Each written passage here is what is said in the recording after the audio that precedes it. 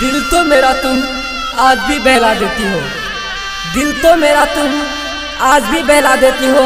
फर्क बस इतना है कि पहले हंसाती थी अब रुला देती हो। सिंगिंग बाय सूरज हिंदुस्तानी। चल जबी गोदी हमरा छोड़ के ससुरवा,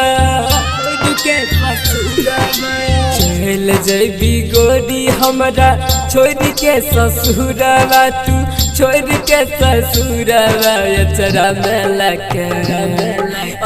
में लके जाई है गे हमर दिलवा, अचरा में लके जाई है गे हमर दिलवा। इंजोर करी है, इंजोर करी है सैया के अपन अंगनवा, इंजोर करी है सैया के अपन अंगनवा। अचरा में लके, अचरा में लके जाई है गे हमर दिलवा, अचरा में लके जाई है गे हमर दिलवा।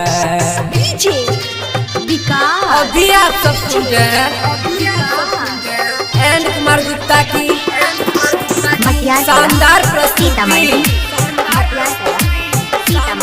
धूम रिकॉर्डिंग स्टूडियो, राजा सोनवर्षा, थाना चौक।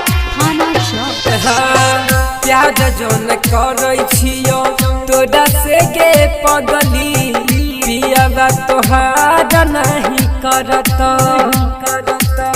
नहीं कनावे इतना हमारा गे गोरी, लोराबा हमार नहीं परत। तू जई है ससुरा जईबो हम समसनवा, तू जई है ससुरा जईबो हम समसनवा। अचरा में लके, अचरा में लके जाई है गे हमर दिलवा, अचरा में लके जाई है गे हमर दिलवा। अभी आप सब सुन रहे हैं एन कुमार गुप्ता की शानदार प्रस्तुति। सिंगिंग बाय सूरज हिंदुस्तानी। दोसर के संग में करछि बियाह, तू कोई के जीवन बर्बाद गे।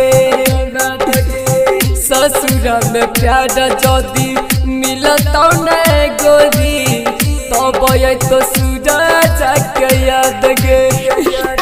गे मन लेने राइटर मनीष के कहना, गे मन लेने राम नीतीश के कहना। अचरा में लके, अचरा में लके जाई है गे हमर दिलवा, अचरा में लके जाई है गे हमर दिलवा।